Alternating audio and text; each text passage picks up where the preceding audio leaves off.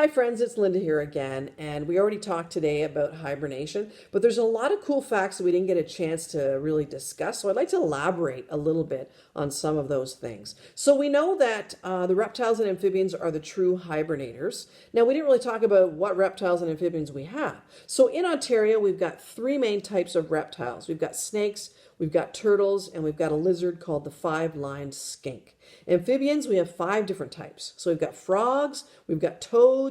A toad is a land frog. We have salamanders, newts, and mud puppies. Okay, so sometimes there's a bit of confusion about what the term cold-blooded actually means, because it kind of sounds like you're saying that their blood is always cold, and that's not the case, which is probably why they introduced the term ectothermic or ectotherms. So what that means is they actually get their heat from outside of themselves. So that means they're always the same temperature as their environment. If you're a warm-blooded creature or an endothermic creature, you get your body heat from inside yourself. You create your own body heat.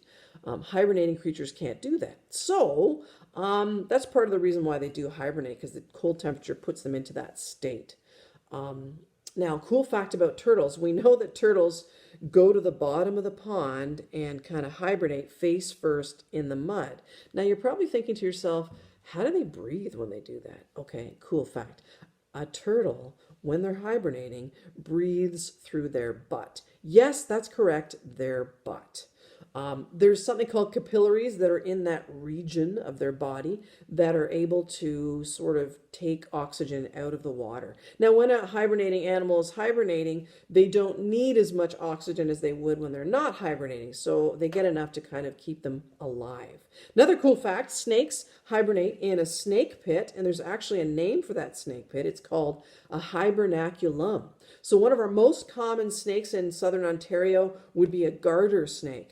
Garter snake, not gardener snake. Some people want to slide an N in there. It's Garter. So the garter snakes will go into this hibernaculum, a whole bunch of them together. They'll clump together underground to stay somewhat warm, to keep them from freezing. We also have an amphibian called a wood frog, which has a special feature called freeze tolerance. It's almost like having built-in antifreeze.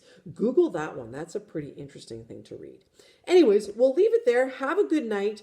When it's morning, get outside and enjoy nature.